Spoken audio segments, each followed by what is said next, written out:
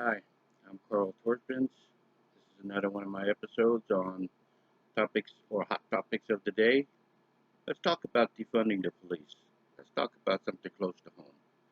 Coming from a law enforcement family and having family members in the ranks of law enforcement, let's talk about defunding the police department. Sounds ridiculous to a lot of people. You bet it does, but not too many others, especially those organized movements that are focusing on disbanding the police departments in many cities that are controlled by Democrats and are experiencing chaos, anarchy, and other uh, disruptive activities by organized groups, Antivas, Black Lives Matter, uh, you name it, they're out there. And they're all fighting with the police, and they're all encouraging local and state government officials to defund police departments. We need to reclaim our cities. We've lost control. I think most of us will admit that the police department gets funded fairly well, but whether or not the money is being used right, that's up to the city council and the city officials, and that's not something that should be just across the board defunded. We need the police department. We need law and order. We need people to be held accountable for breaking the laws. We cannot depend on citizen groups to enforce our laws. I think that's ridiculous. I think if you allow citizens to enforce the rules, what we'll do is we'll end up with a cancel culture that will enforce what they believe in and their ideologies in the sense of what they believe is morally right or wrong rather than statutory correct. Um, Defunding the police is a nightmare. Can you imagine who your first responder would be if you have a home invasion 2 o'clock in the morning? Who are you going to call? Well, you're not going to call the police if you defund them because defunding means reducing the force or the numbers of police officers available for a response. You know, the top's always going to take care of themselves. That's the nature of the beast in the hierarchy. Administration they're always top heavy. We need more cops on the street. And defunding the cops would actually take more cops off the street. Is that what you want? Of course not. That means less protection. That means more violence and more crime on the streets. Your neighborhood, next neighborhood, it has no boundaries. When you defund the police department, you're setting yourself up for failure. So, what do? Well, we fight the concept. We back and support the police department and make sure that they are doing what they're supposed to be doing with the money that they receive.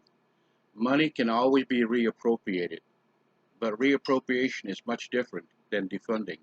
Defunding has a very negative connotation to it because it means to get rid of. Reappropriating means to redistribute, to research and to find different areas that need more funding in the sense of prioritizing fighting crime. So what do? We hold our city officials responsible for making sure that the crime mapping and the crime data systems are taking in exactly what they're supposed to be taking in to design an efficient police force that can be responsive, that can be responsible, and behave accordingly. Now, you know, this defund the police action or campaign started with the COVID. I mean, we all know if you have a crisis, don't let it go to waste. Well, this is part of the don't go to waste type of campaign that's been launched during the COVID pandemic. People are jumping on board, fear mongering, and throwing things out there that have nothing to do with COVID, but they're using it as an opportunity or a bandwagon to get their message out there, and people are listening. Unfortunately, the wrong kind of people are listening. People who want to defund the police department are rioters, looters, lawless individuals who have demonstrated that they can't follow the law even when we have a sufficient or significant police force present. They like to fight, they like to assault, they like to break and how do you say, destroy property. Um, they're reckless and they're criminals. And it's the criminals that want to defund the police department. Defunding the police department means that you're not going to protect your citizenship. It means you're going to ignore the problems in your community, in your society, and look the other way. That's what you're doing when you're defunding the police. Do you agree or disagree? Well, that's what this forum is all about. Give me a comment. Tell me, hey, defunding the police is a good idea, not because Black Lives Matter says so, but because it's a good practice or principle to impose better fiscal spending on city and state government. Um, I'm not going to agree with you, but I want you to speak your voice. I want to tell me, convince me. Hey, I may not agree now, but convince me that defunding the police is a good idea.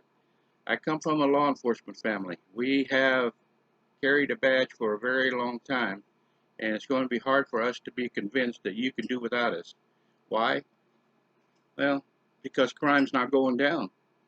People are not changing. The prisons are still full. And you can't blame the police for mass incarceration.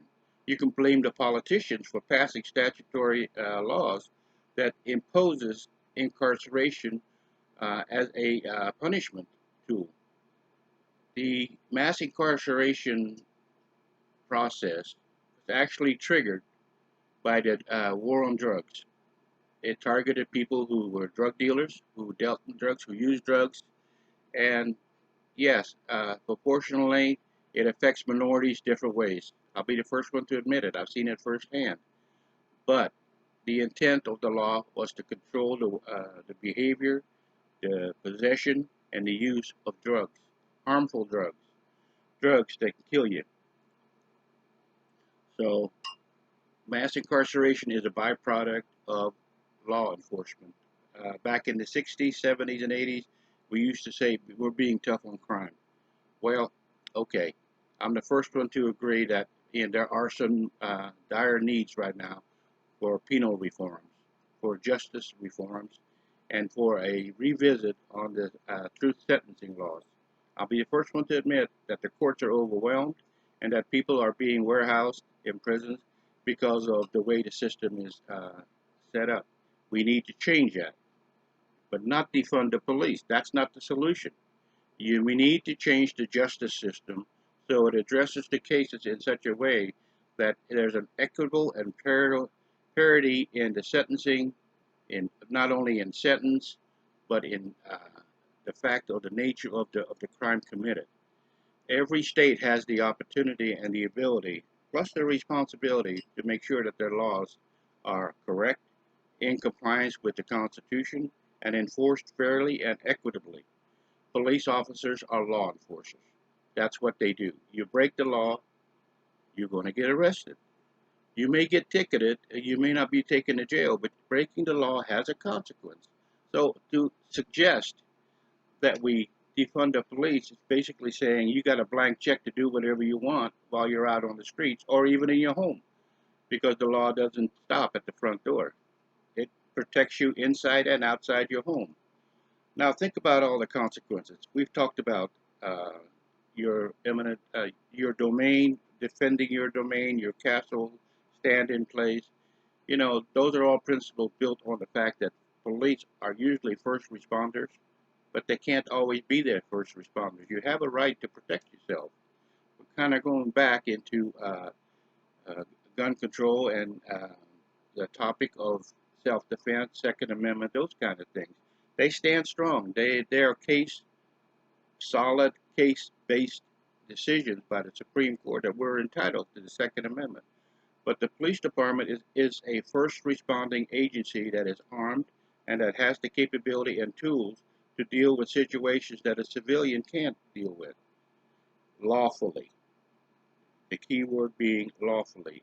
Civilians can do a lot of things, but whether or not they're lawful is to be determined by the fact that after it's all over and an investigation is initiated, were there any laws broken? Cops are held to the same standard, just the procedure is different. You can't defund the police because you don't agree with what the police do.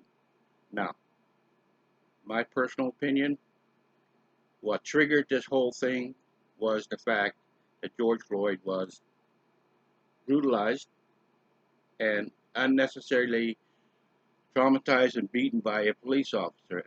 if the videos that we've seen are correct. I still don't have all the facts, so I'm not going to pass judgment on any of them, but in my own opinion, and based on the fact that I used to be a use of force instructor at an academy, you know, the amount of force used during the time was not appropriate. Having said that, that doesn't make all cops bad, but that just makes a fact of the case in this particular situation, that poor judgment was present rather than deliberate or indeliberate uh, intent to punish. You can't always judge an action by a video. Cops are today wearing body cameras. Body cameras are supposed to document and verify their actions.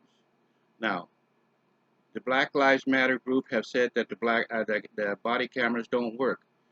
Of course they don't work. It's like the cameras that you have at home for to surveil your house. If you don't put a disc in it, they don't record. They just basically carry a live feed. However, if cops were to obey and be in compliance with the body camera regulations, meaning that they turn it on the moment they come on the briefing and turn it off at the end of their tour of duty, they'll work. It's a matter of human interference or human intervention to make sure that the process that's put in place to hold you accountable is actually active.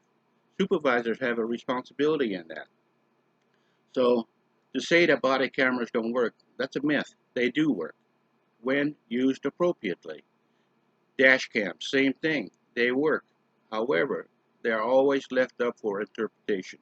You can't rely on technology to come up with a definitive answer as to what the problem was and how it was handled. Being angry at the police is natural. We don't always all agree with how we see the police department respond to certain or different situations. But every situation should be judged on its content and its dynamics, meaning that not every situation is the same. You can't train a police officer for a situation the same way over and over. People are different. They react different, and they will do things that are different. You can go from 0 to 0.02 nanoseconds into a lethal situation. Cops don't have the luxury of making a decision on a reasonable amount of time. Everything has to be done within split seconds. So criticizing the cops is okay. You can do that. It holds them a little bit more accountable to their actions.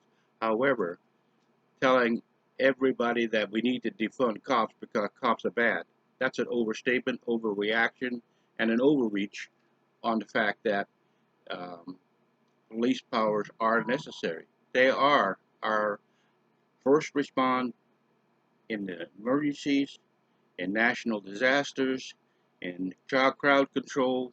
Um, the list is endless what police officers do. So obviously, like I said, I support cops. I support the police officers. Most police officers are good people. They have families. They go home. They take off the badge. They take off the gun, and they become good, solid citizens as and as family members. They try to project a positive image, a positive example, not just for their kids, but other kids as well. Don't condemn all police officers for the actions of a few. Keep your mind open. Don't let the media brainwash you into thinking that defunding the police department is the solution. Reclaim your cities. Don't let these people run wild on the street. Don't let them loot the stores. If you allow them an inch, they'll take a mile. The police are there to keep it down to an inch. If you take the police off the street, you will have situations like they had in Seattle, like Portland, chaos, anarchy, lawlessness, criminality, mostly chaos, and destruction of property. Defunding the police is not the answer. Have a comment? Let me know. I agree to listen. If you can convince me, I'll put it in writing. Thank you for watching my video, and as always, be safe.